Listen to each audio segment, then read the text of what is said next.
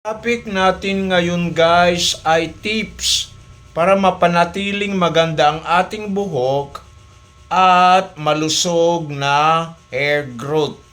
Yan ang ating topic natin guys. Magbibigay tayo ng mga tips para gumanda at continuous na malusog ang pagtubo ng ating buhok. Number 1, suklayin natin ang ating buhok 100 times daily.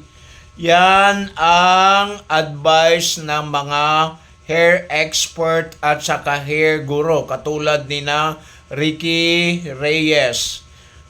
Yan ay nakakatulong kasi guys sa ating blood circulation. Kapag ang circulation ng ating dugo maganda, siyempre yung tubo ng buhok natin ay maganda rin. Number 2 guys, massage our scalp regularly. Naku, napakagandang to guys, alternative.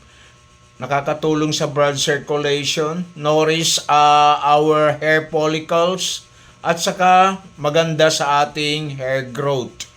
Number 3, minimize using hair curlers, hair blower, at saka hair ironing sa ating buhok guys. Nakakadry ng buhok yan. Number 4, bawal gumamit ng mga mahihigpit na pangtali sa ating buhok. Nakaka-spoil ng buhok. Saka nagkakaroon ng frizziness ang ating buhok guys. Number 5, eating balanced diet. Kumain tayo ng mga nutritious foods para sa ganon maganda ang ating body, malusog ang ating katawan. Siyempre, dala na rin yung ating hair. Number 6, drink water regularly. Naku, napakagandang tulong yan guys. Kasi nakakatulong sa blood circulation. And pagkatapos guys, number 7, sleep well. Kasi nga, kailangan natin ng magandang pangangatawan. Kung magandang pangangatawan mo, nakakatulong yan sa blood circulation mo maganda. So maganda rin tubo ng buhok mo.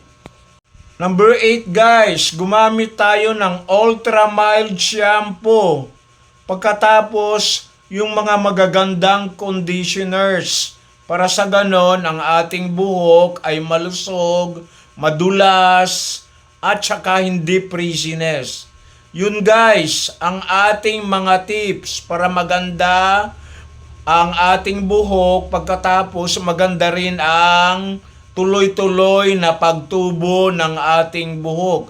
Thank you guys for watching. Have a nice day. God bless. Sana subscribe nyo yung aking channel guys.